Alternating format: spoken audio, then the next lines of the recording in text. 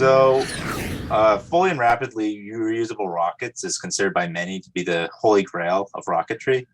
What do you think would be the next big step in rocketry after fully and rapidly reusable rockets? Well, first of all, I completely agree. I think everything that SpaceX is doing is great with Starship. It's if it works well, it's going to be absolutely revolutionary. Actually, I heard some rumors on Twitter. I think it was yesterday that some NASA officials are afraid that Starship is going to outcompete every single rocket, and that they're going to become kind of a monopoly. That's how good they think it's going to be if it works. So yeah, because some people criticize me because they think there might be some tribalism in here. It has happened to me before that I'm so in love with the idea of going to Mars, SpaceX Starship, that any kind of criticism kind of hurts, you know.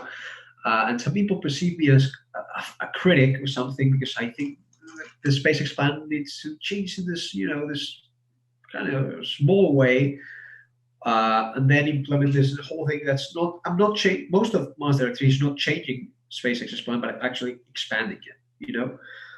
The only kind of change would be, hey, I think you could actually use the mini Starship as well. But the mini two things in Mars Directory, you also use the Starship, and the mini Starship is launched on a Starship.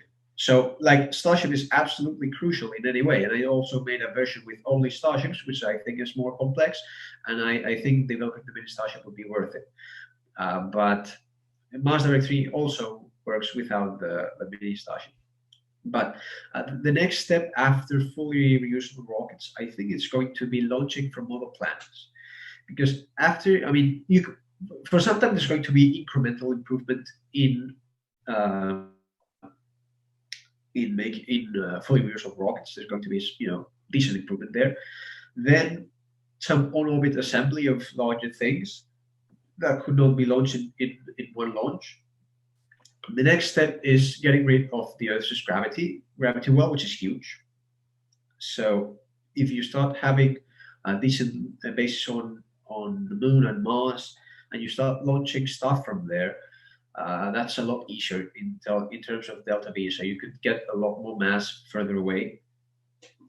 And if you combine that with some nuclear engines, I'm not an expert in engines, but there are actually some people not working not just on nuclear thermal engines, which work on fission, but actually fusion engines. That would be huge.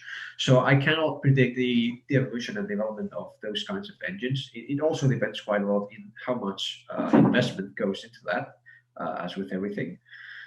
But aside from that engine thing, the next step is having bases that are so advanced on all the planets or all the Moon that you can actually start launching stuff directly from there.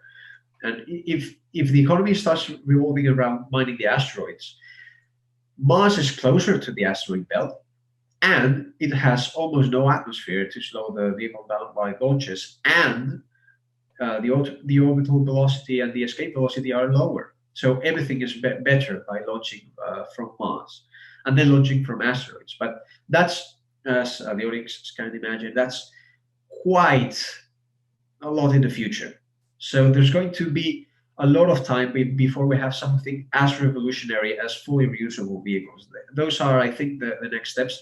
As I said, unless there is some miraculous development in engines regarding probably nuclear engines, because with chemical engines, we're probably near the top of the efficiency. We're nearing the maximum theoretical efficiency of chemical engines. So yeah, either great nuclear engines, or else we have to wait until we have colonized the Moon or Mars.